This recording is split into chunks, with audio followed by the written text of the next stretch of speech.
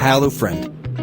Welcome to my channel TT, a technical teach for alien. Today, we will solve the problem of not playing GTA on Windows 10 operating system. GTA San Andreas. Not open.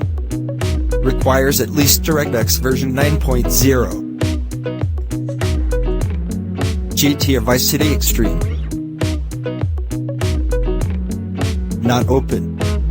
Requires at least DirectX version 8.1. Let's solve the problem. First, go to the setting option. Now open the apps and feature options.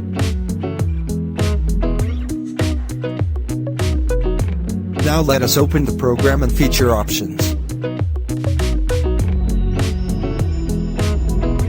Now open the turn Windows features on or off option. Now find the legacy components option and mark the direct play option. Now click the OK button.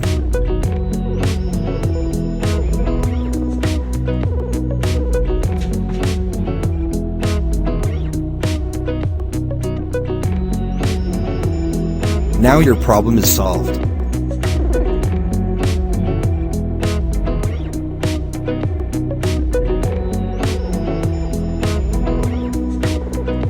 Thanks for watching this video.